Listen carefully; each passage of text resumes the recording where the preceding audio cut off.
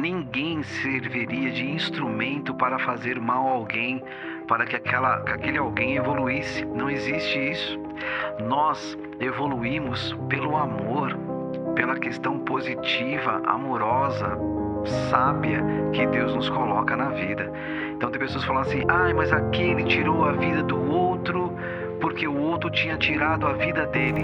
Ô Celso, e o seu início, né? A gente vê muito assim, tem convidado que já vinha de família espírita, muitos outros de nenhuma religião, outros de origem católica. Como que se deu a esse mergulho na Legal. doutrina com você, nesse caso? Os meus pais, eles se conheceram na Umbanda, né? Então, eu venho de uma família já ligada à Umbanda. E a primeira vez que eu ouvi falar de espiritismo fora da Umbanda foi justamente por um livro emprestado de uma amiga de infância. E chamou a atenção o nome do livro, que era Bairro dos Estranhos. E eu acabei lendo esse livro e, relatado pela espiritualidade, mencionava um local espírita que não tivesse atabaques, que não tinham pontos. E isso me chamou muito a atenção. E aí eu falei: poxa, você conhece algum centro espírita? Onde ela me respondeu: sim, eu frequento uma casa espírita aqui perto. Eu falei: você não quer me levar? Levo. E aí nós combinamos que seria no próximo domingo. E Mas aí esse quem falou com você foi esta minha amiga da uma amiga, infância. tá? Isso, aquela que havia me emprestado posteriormente o livro. Certo. E aí seria no Dia dos Pais. Eu me recordo até hoje que seria o Dia dos Pais. E aí, um dia antes, eu acabei ligando para ela para confirmar. E ela comentou: olha, Celso, não vai dar, porque amanhã vai vir um pessoal aqui em casa e eu não vou conseguir te acompanhar. Eu passei a informação para minha mãe, que até então estava encarnada ainda. E minha mãe falou: mas tudo bem, nós não andamos com os pés dela. Você pede o endereço e a gente acha. Afinal de contas, quem tem boca vai a Roma. E foi assim que eu conheci a Casa do Cristo, que foi a casa onde eu iniciei os meus estudos, que fica localizada ali na zona leste de São Paulo, no bairro de Itaquera. E aí nós fomos, eu cheguei, e quando eu entrei na casa, que eu ouvi a palestra, e lá eles têm um momento de domingo que chama-se Curas Espirituais, que é o momento onde se apagam as luzes, e aí as pessoas entram em prece, e eu tive a certeza que eu estava no lugar certo, fazendo a coisa certa para aquilo que eu precisaria fazer nos próximos anos. E foi assim que eu iniciei no Espiritismo. Uma semana depois, eu lembro de já ter me matriculado na escola, comecei fazendo curso básico, depois fui fazendo a escola mesmo de médiuns, de educação mediúnica. Depois eu fui fazendo o curso de passes, e aí quando eu vi já estava integrado na casa, trabalhando na casa, no grupo de psicografias, trabalhando com música, tanto com os jovens, com as crianças, desenvolvendo esse trabalho. E aí já se passaram 30 anos. E legal o apoio da tua mãe, né? Mesmo Sim, ela não teve aquela questão de falar: não, você é da Umbanda, continua com a gente. Não, pelo contrário, ela que te levou, mesmo a amiga não podendo ir no dia, né? sim, sim. E assim, na verdade eu tinha deixado a Umbanda já há um tempo, né?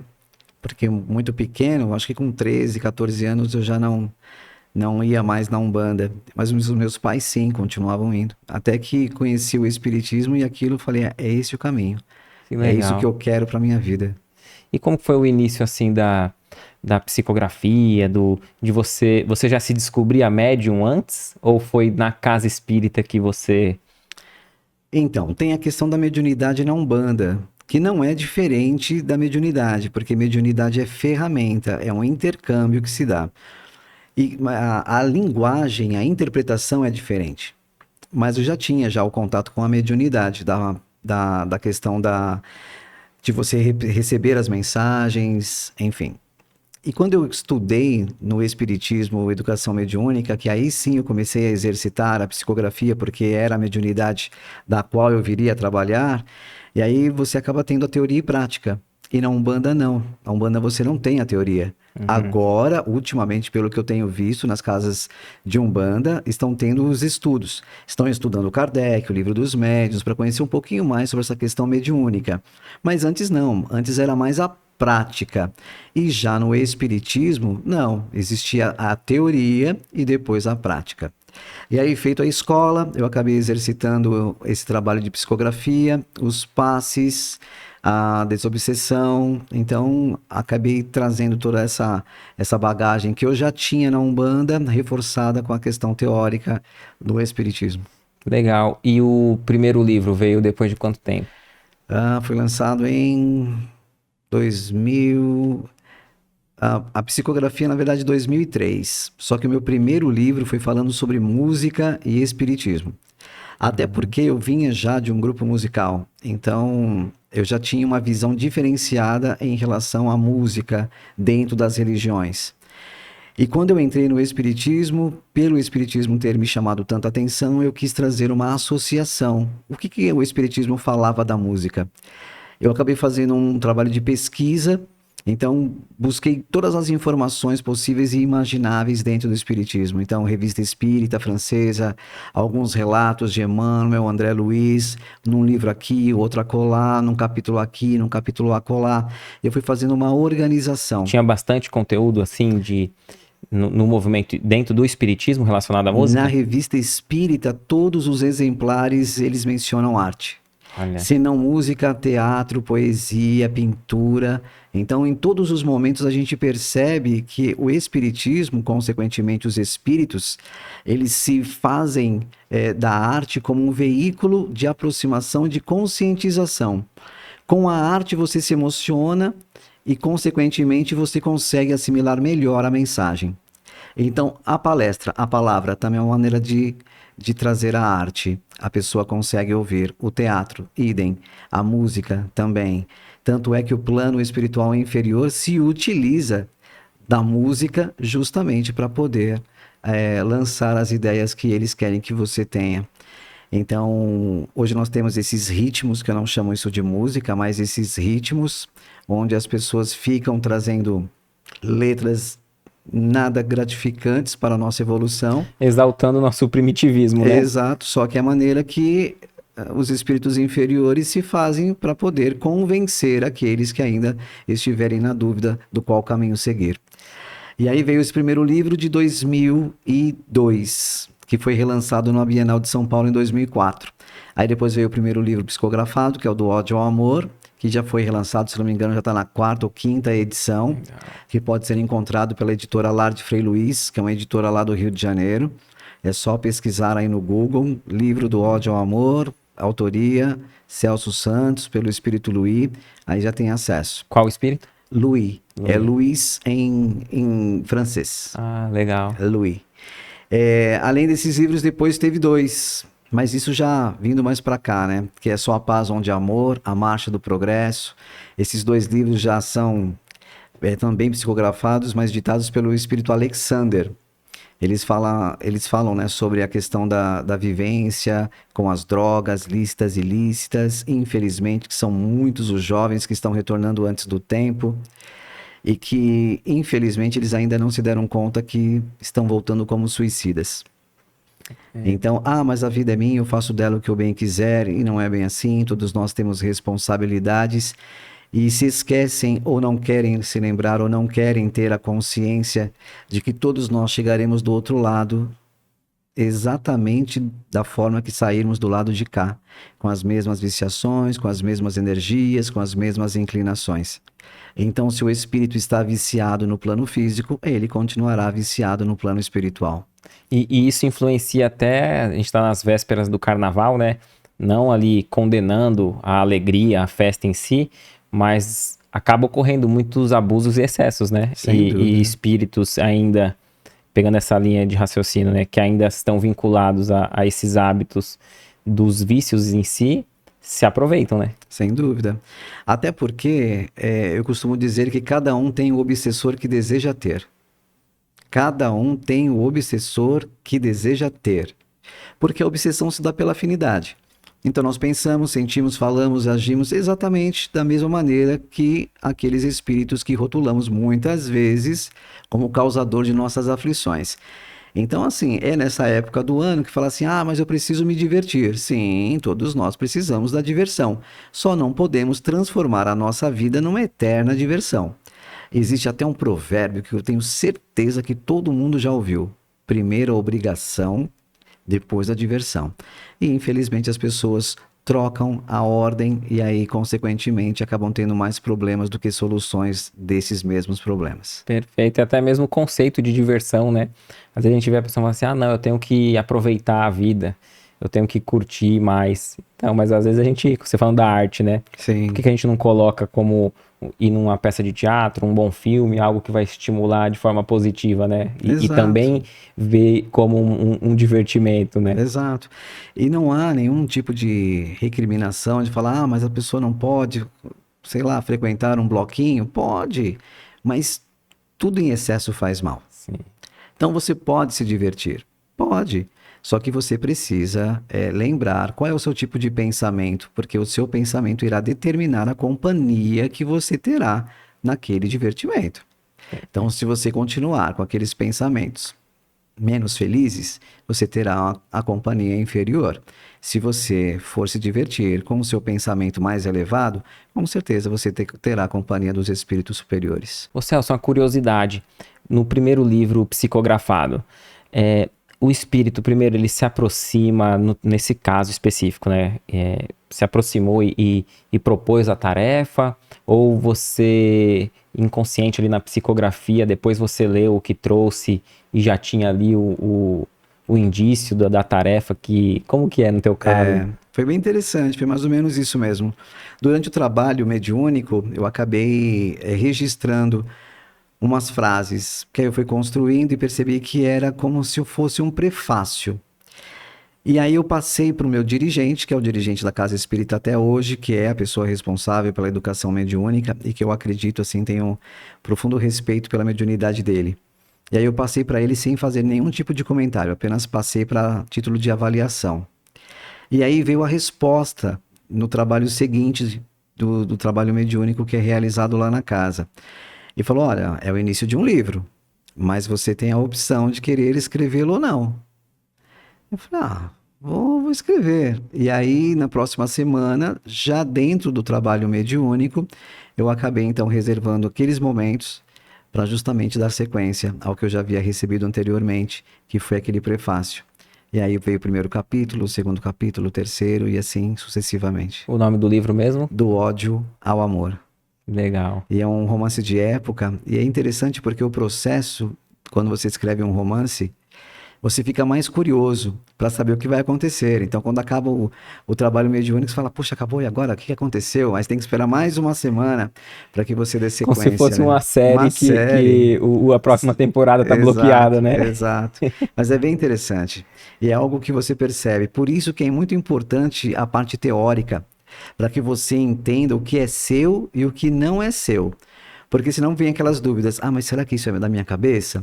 E quando você percebe a aproximação do espírito e aquelas palavras que você não tem o hábito de falar, com uma história início, meio e fim, que seria impossível de você criar em tão pouco tempo, em 1 minuto você consegue escrever páginas, contando histórias, com nomes, com detalhes. Então, aí você acaba entendendo que realmente aquilo não é seu.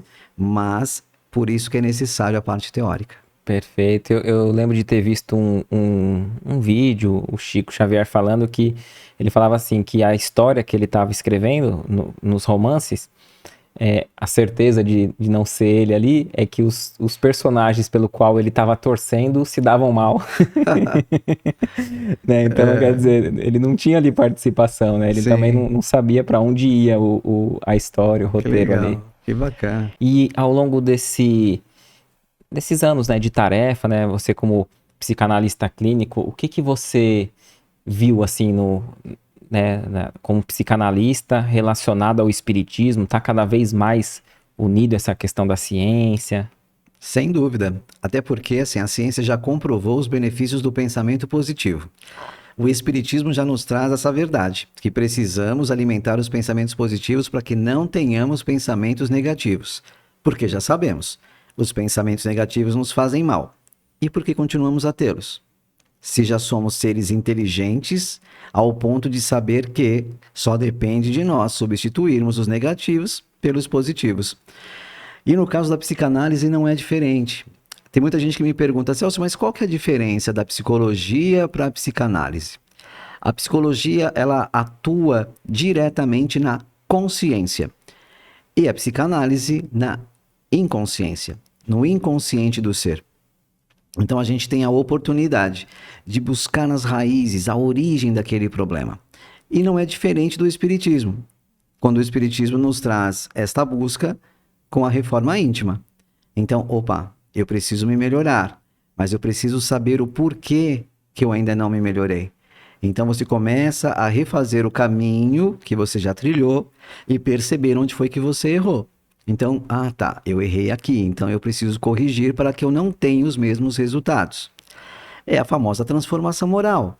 E com a psicanálise se dá da mesma maneira. A única diferença é que existe um profissional do outro lado te orientando, mostrando o caminho. E esse profissional é encarnado.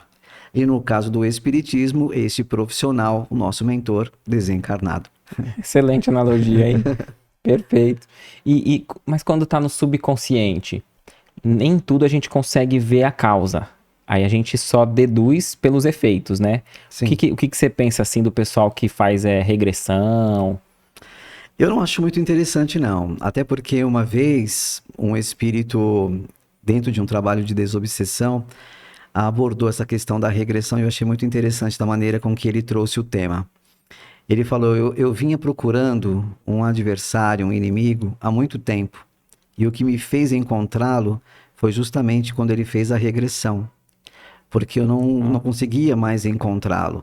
E quando ele fez a regressão, que ele teve acesso às emoções e às situações do passado que automaticamente se associavam a ele, foi que ele conseguiu registrar o pensamento dele e encontrá-lo. E a partir daí, obsediá-lo. Olha, nunca pensei por esse lado, nunca tinha imaginado isso. Então, na verdade, a regressão, você volta. E ao você voltar, você volta a ter contato com todos aqueles que você teve no momento da sua encarnação, entre amigos e inimigos, encarnados e desencarnados. Você vive o mesmo tempo e você vive as mesmas emoções. E isso faz com que aquele espírito que está te perseguindo e não te encontra, te localizar. E também até que ponto a gente está preparado para ter acesso, né? Aquilo que a gente possa ter feito para o outro, né? Hoje eu não teria uma estrutura para me auto-perdoar, né? Desenvolver um auto-perdão, sabendo que eu cometi uma barbaridade com o próximo. Sim. Né? É a questão do auto-perdão e do perdão, né? Porque você acaba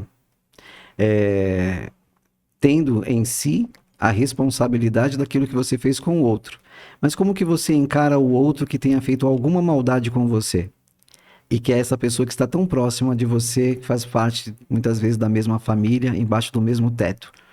Então é por isso que Deus, na sua infinita sabedoria, nos dá essa bênção do esquecimento, para que a gente faça sem a obrigação de fazer. Eu te fiz mal, então vou fazer bem, porque aí estamos quites. Você me fez mal, e quando é que você vai corrigir o mal que você fez? Não há essa cobrança. Então, o amor, ele está com um sentimento livre para ser amado. E não cobrado. Você precisa me amar porque numa vida anterior você me odiou. Eu preciso manter a sua vida porque em existência passada eu tirei a sua vida física. Então não existe barganha. Por isso que nós temos a oportunidade de começar do zero. Então você começa, claro, que todos nós temos tendências. Há aqueles espíritos que chegam mais próximos que a gente acaba tendo uma certa repulsa. Mas graças ao entendimento, se temos esse tipo de sentimento, é porque precisamos acertar alguma coisa.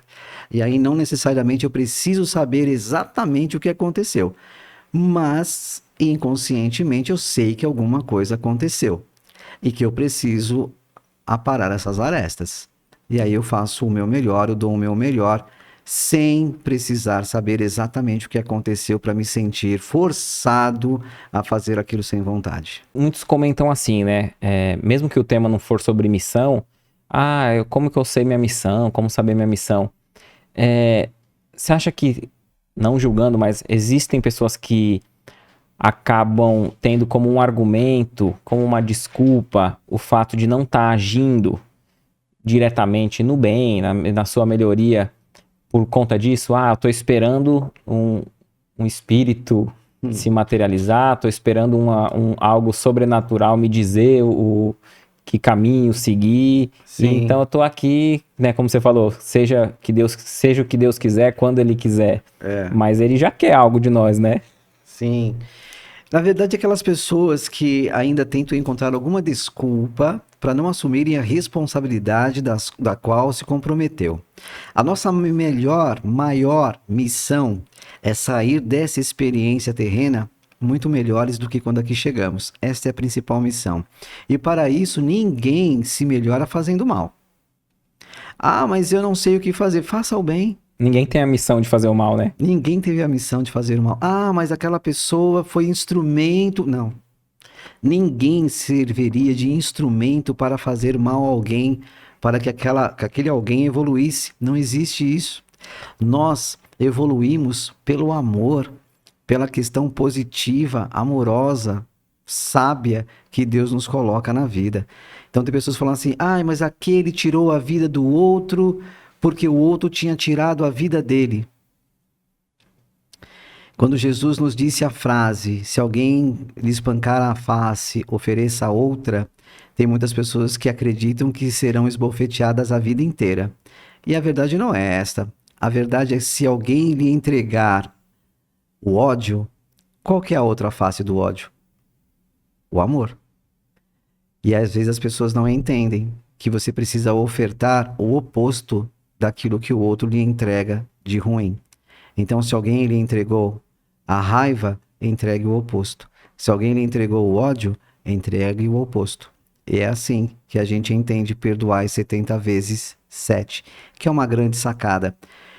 E eu costumo falar nas palestras, Deus perdoa? E a grande maioria das pessoas respondem que sim. E aí eu chamo para reflexão, mas espera aí. Para a gente perdoar alguém, passamos por alguns sentimentos. Raiva, mágoa, rancor, ira, ódio. E Deus? Será que Ele compartilha de sentimentos tão pequenos para perdoar? Não, Deus não compartilha de sentimentos tão pequenos. Então nós entendemos que Deus não perdoa porque Ele não se ofende. E essa é a grande sacada. Quando nós não nos ofendermos mais com as atitudes do outro, cairá por terra a necessidade de perdoá-lo. Ah, mas o outro pensa, fala a seu respeito. O que o outro pensa, fala a seu respeito é a opinião dele, e que nós muitas vezes sobrepomos a opinião do outro à nossa própria. Então, quantas vezes somos nós que ainda nos chateamos com as atitudes do outro e que nós não deveríamos nos chatear, porque a atitude do outro é responsabilidade dele e a gente tem que estar mais atento com as nossas responsabilidades, com as nossas atitudes. Perfeito. O Divaldo Franco fala que a Joana de Ângeles, né, trouxe uma lição para ele num momento em que ele estava sendo julgado, né, atacado por pessoas ali, né, analisando até as obras dele e tal. E aí o Divaldo fala que a lição que ele recebeu da Joana de Ângeles foi assim, que a melhor resposta é a sua biografia. Né? Ou seja, que a gente não se perca em ficar respondendo, porque senão a gente deixa de trabalhar, né? Agora, se nós estivermos dando o nosso melhor dentro da tarefa que a gente abraçou, que é o bem comum, por si só, a nossa biografia, né, as nossas atitudes já vai ser o nosso advogado, né? E infelizmente as pessoas elas estão mais preocupadas com isso do que preocupadas com o que elas vêm construindo. Porque tem uma frase de Joana de Ângeles que fala que aquilo que fazemos será o nosso advogado, né? Que é extraído desse pensamento que você trouxe agora. E que muitas vezes a gente parece que tem a necessidade de mostrar para os outros que a gente vem fazendo alguma coisa. E não há necessidade, o que você faz, isso será reconhecido na própria consciência quando você retornar à verdadeira vida. Olha, eu me propus a fazer isso, poxa, eu fiz. Ah, aquilo, não consegui fazer tão bem o quanto eu gostaria de ter feito, mas eu iniciei. E é isso que faz o bem maior. Não é os outros saberem que você faz. É quando você retornar à pátria espiritual e a consciência lhe questionar se você aproveitou bem a sua estadia terrena e você poder dizer, sim, aproveitei. Talvez não tenha chegado com 100% de aproveitamento, mas eu fiz tudo aquilo que estava ao meu alcance. E isso é motivo de alegria, em vez de culpa, arrependimento, remorso, como muitos espíritos que não fazem por ter aquela desculpa. Ah, eu não sabia. Ah, eu fiquei esperando a espiritualidade me dizer o que eu deveria fazer. Até porque todos nós já participamos de uma programação reencarnatória. Ah, Celso, mas eu não me lembro. Ok, mas não faria sentido participar de uma programação reencarnatória se ao reencarnarmos não lembrássemos de nada. É claro que para muitos não está latente no consciente, mas no inconsciente. Alguma coisa nos diz, nos movimenta para ir para aquele caminho. E quando a gente chega naquele caminho, alguma coisa nos diz que estamos no caminho certo. Então, não estamos desamparados, somos monitorados, somos auxiliados, e a espiritualidade que vibra para que cada um alcance suas metas e objetivos, nos auxiliam dentro desse processo. Então, ninguém está aqui dentro de um labirinto. Ah, eu não sabia para onde ir.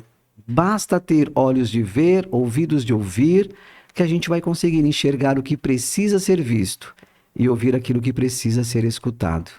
Mas a gente precisa estar atento. E dentro desse olhar, a inteligência, ela pode nos trazer um discernimento para saber o bem ou o mal? Desenvolvendo a inteligência, eu consigo me melhorar moralmente ou elas não estão ligadas uma à outra? Sim, até porque se a gente for analisar, todos os espíritos de ordem intelectual superiores, o tratamento que eles têm conosco é totalmente diferenciado daqueles que estão no mesmo patamar que estamos hoje, acreditando ter a sabedoria para direcionar os outros povos. Você fala, nossa, falta-nos humildade, falta-nos sinceridade, falta-nos disciplina, falta-nos amor, respeito, amizade, fraternidade. Nós ainda não entendemos o que é ser realmente inteligente. Utilizar toda esta questão da sabedoria que nós desejamos ter. Porque quando nos enquadrarmos nesta condição de sábios, exigiremos muito menos do que exigimos hoje. Esperaremos muito menos do que esperamos hoje. Desejaremos muito menos do que desejamos hoje. E aí é que está a grande diferença entre a inteligência dos espíritos superiores com a inteligência que nós julgamos ser a inteligência mor, né, que nos dá a condição de sermos espíritos melhores.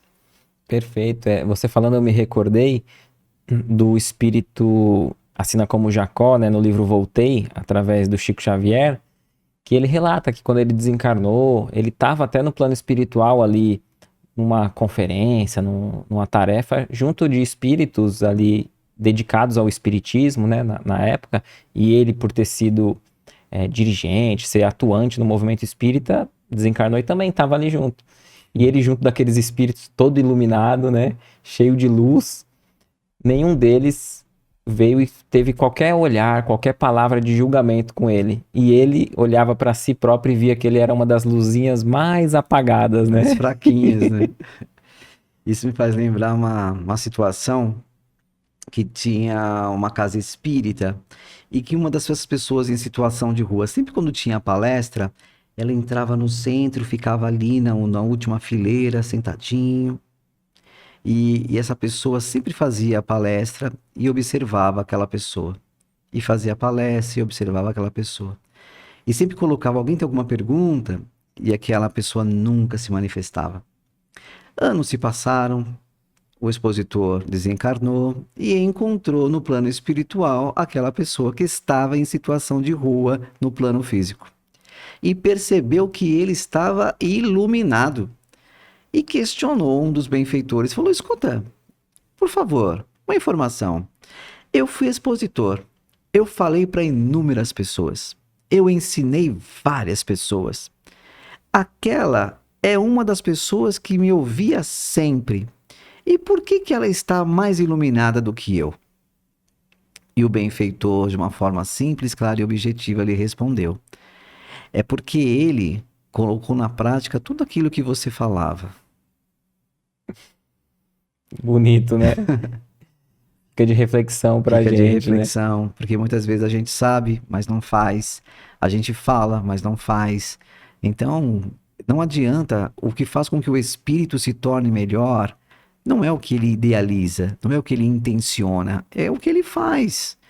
São as oportunidades que temos para construir. Porque às vezes a gente fala, não vou construir porque ainda não é o momento. Não vou construir porque ainda a espiritualidade não deu aval. Ou também a gente se diminuir, né? Porque Eu não muitas sou vezes. capaz. Isso. Fala, não sou capaz. Não, essa tarefa não é pra mim. Essa é pra outro. Deixa que outro faça, né? Exato. E o Chico disse que se ele estivesse esperando condições perfeitas pra começar, ele não teria começado até hoje, né? Exato. Ele até, Chico, complementa também dizendo que cuidado com esse pensamento de que eu só faço as coisas mais ou menos. Porque quando a gente pensa no mais ou menos, a gente acaba trazendo para a vida mais ou menos. Então, nós somos capazes de fazer alguma coisa. Talvez não aquilo que gostaríamos, mas aquilo que precisamos. Todos nós temos talentos, todos nós temos potencialidades, todos nós trouxemos sementes para serem plantadas. Mas a gente não pode se esquecer que uma semente não plantada vai continuar sendo apenas uma semente. Então, você tem algum talento, desenvolva esse talento. Mas eu gostaria tanto de desenvolver aquele talento. Mas talvez você não tenha aquele talento, mas tenha um outro que seja importante para tantas outras pessoas, né? Recordando até a questão de Chico e Emmanuel, que tem várias, né, situações assim bacanas para a gente refletir. Teve uma vez em que Chico ele tinha ganhado um piano e ele estava ali, né, tocando ali nas teclas, e ele pensava, que piano bonito, que som agradável. E aí Emmanuel chega para o trabalho da psicografia e fala, bora Chico. Mas eu queria tanto aprender a tocar piano.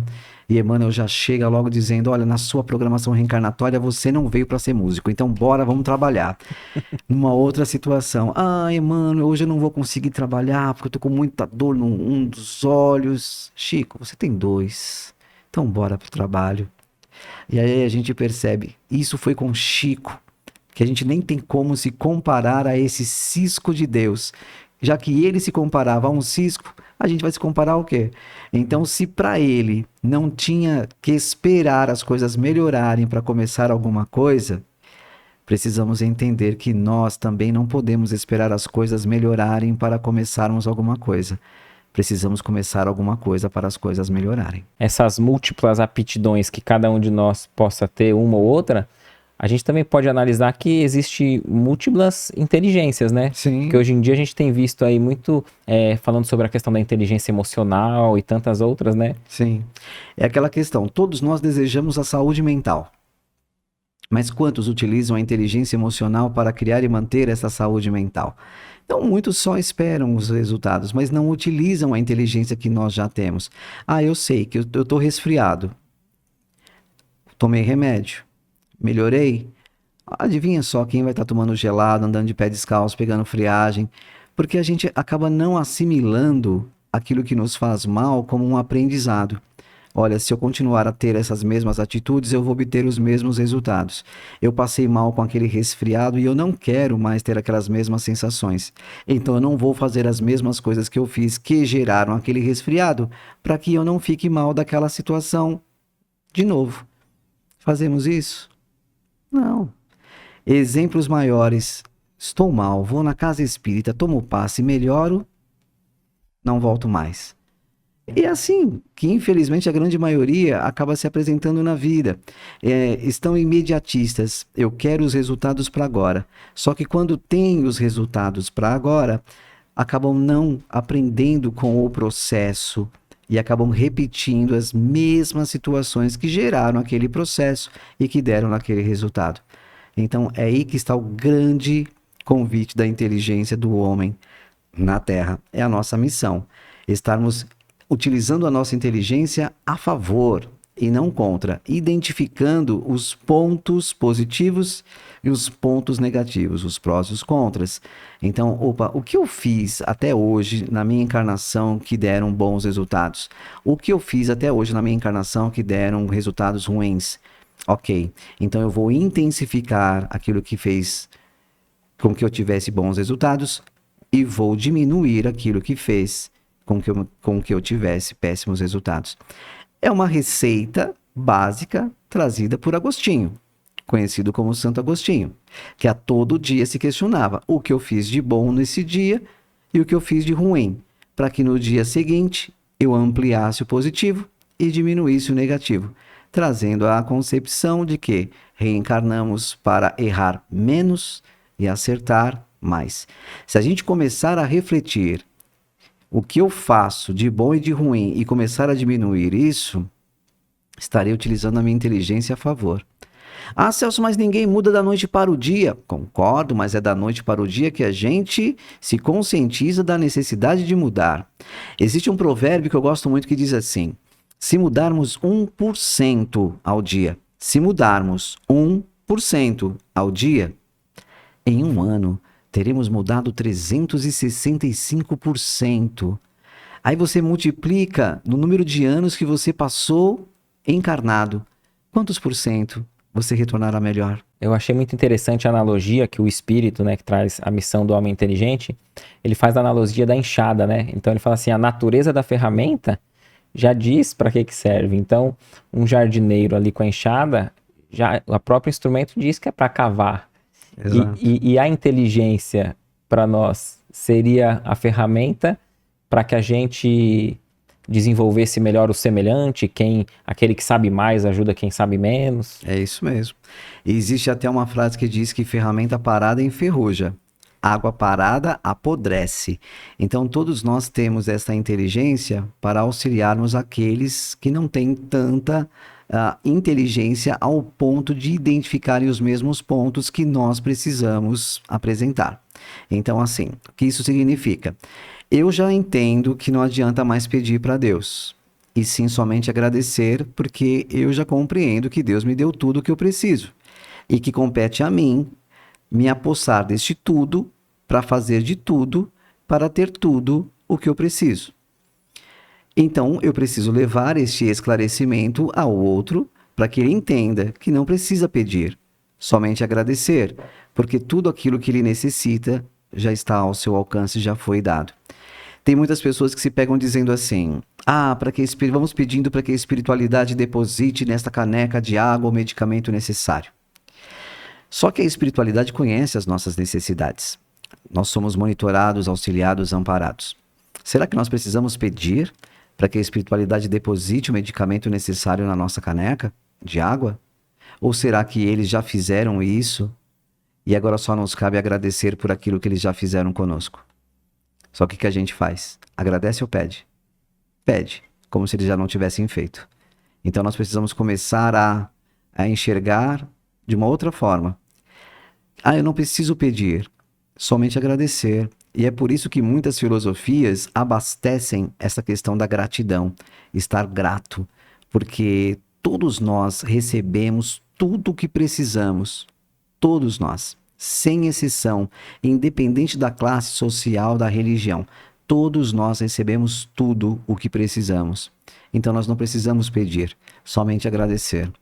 Deus nos dá meios, oportunidades, mas é cada um que se faz dentro dessas oportunidades o objetivo alcançado. Então assim, eu tenho a oportunidade de estudar.